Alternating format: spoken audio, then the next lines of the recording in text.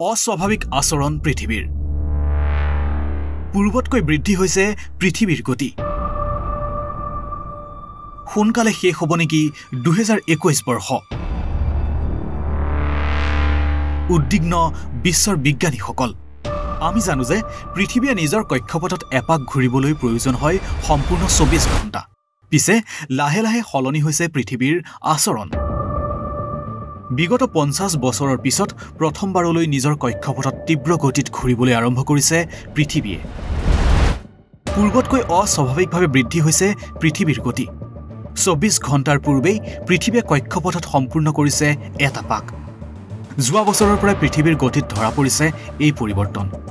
daily মেইলৰ বাতৰি অনুসৰি পৃথিৱী সদ্যহতে 24 ঘণ্টাত পূৰ্বতকৈ 0.5 মিলিছেকেণ্ড কম সময়লৈ কক্ষপথত ঘূৰি আছে সেই হিচাপ মতে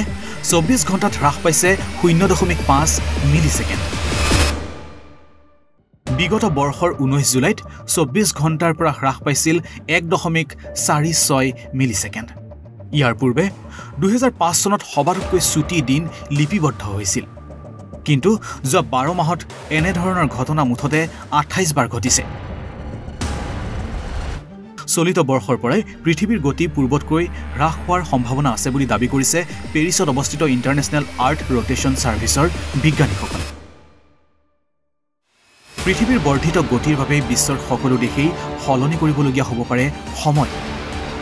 বিশ্বৰ বৈজ্ঞানিকসকলে নিজ নিজ দেশৰ এটমিক ক্লকৰ সময় সলনি কৰিবলৈ সাজু হৈছে অৰ্থাৎ ইয়াৰ বাবে এটমিক ঘড়ীত অন্তৰ্ভুক্ত কৰিব লাগিব নিগেটিভ লিপ সেকেন্ড উল্লেখ্য 1970 চনৰ পৰা সংযুক্ত কৰা হৈছে 27 লিপ সেকেন্ড পৃথিৱীৰ এই অস্বাভাৱিক আচৰণক লৈ শংকিত হৈ পৰিছে বিজ্ঞানী মহল ইণ্টাৰনেশ্যনেল ডেস্ক ঈশান নিউজ